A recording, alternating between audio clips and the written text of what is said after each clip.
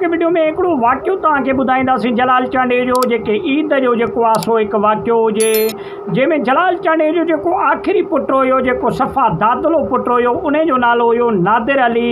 ऐं उहो जलाल चांडे खे तमामु घणो जेको आहे सो प्यारु कंदो हुयो ऐं जलाल चांडे जो दादलो पुटु हुयो। दोस्तो हिकिड़े ॾींहुं अली हसन जेको आहे सो हिकु बहितरीनु शाइर हुयो जलाल चांडे जो। अली हसन खे चयईं त बाबा तूं वञी काॾी काहे ऐं मोरे शहर मां वञी जेको आहे सो हिननि जे लाइ कपिड़ा वठी आ जंहिंमें नादिर पुटु बि गॾु हुजेसि ऐं उन खां अलावा भाइटिया ऐं जेको आहे सो भाणजे इन्हनि सभिनी भाइटिया सभु गॾु हुजनि। ऐं जलाल चांडे जेको आहे सो अली हसन खे चयो त बाबा हिननि जे लाइ हिकिड़ो वॻो वञी वठी आ ऐं नादिर अली जेको आहे सो जलाल चांडे जो पुटु अली हसन सां गॾु शाण थी ऐं गाॾीअ ते चढ़ी सवार थी वञी मोरे लथा ऐं उते दुकानदार खे चयूं त बाबा हेतिरा वॻा ऐं हेतिरा माण्हू ने हिकिड़ो वॻो खणी कटे करे ॾे। ऐं अली हसन जेको आहे सो जलाल चांडे जो शाइर बि हुयो ऐं अली हसन जलाल चांडे जो ड्राइवर बि हुयो ऐं घर जा जेके कमकार हूंदा हुया जीअं मसलन इहे ॻाल्हियूं थियूं त बाबा वञी कपिड़ा लटा वठी आ या को सादो सामान वठी आ उन जे लाइ बि अली हसन खे चयो वेंदो हुयो छाजे करे जो ड्राइवर हुयो गाॾीअ जो ऐं ॿियो केरु ॼाणींदो न हुयो गाॾी हलाइण इन जे करे अली हसन खे चवंदा हुया त बाबा वञी हे शइ वठी आ। पोइ जॾहिं अली हसन वञी मोरे लथो त उते वञी कपिड़ा कटराई त पोइ जेको जलाल चांडे जो पुटु हुयो नादिर जंहिंजो नालो हुयो दादलो पुटु हुयो जलाल चांडे जो उहो उते ज़िद करे बीह रहियो दुकान ते त बाबा मूंखे हिकिड़ो वॻो न ॿ वॻा जेको आहे सो खपनि। पोइ उते नादिर अली पंहिंजे लाइ ॿ वॻा वरिता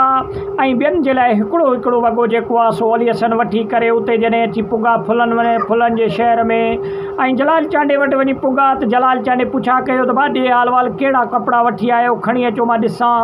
त पोइ जॾहिं जलाल चांडे खे कपिड़ा ॾसिया विया त नादिर अली चयो त जेको आहे सो अली हसन चयो त पुटु नादिर अली ॿ वॻा वरिता आहिनि ऐं ॿियनि जे लाइ हिकिड़ो वॻो आहे त हिते जलाल चांडे चयो त बाबा भाणजा ऐं भाइटिया बि इहे मुंहिंजा ई आहिनि ऐं मूंखे हिकु नज़र करिणो आहे हिननि सभिनीनि जे लाइ जा त हिकिड़ो वॻो थींदो नादिर अलीअ जो वॻो मोटाए वापसि ॾेई अचो या हिननि जे लाइ ॿियो बि हिकिड़ो वॻो वठी अचो त जीअं सभिनीनि जा ॿ वॻा थियनि। त दोस्तो पोइ अहिड़े तरीक़े सां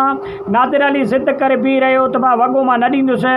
त पोइ वरी अली हसन खे जेको आहे सो मोकिलियो वियो मोरे वरी हिननि जे लाइ हिकिड़ो वॻो कटे करे ॿ वॻा थिया।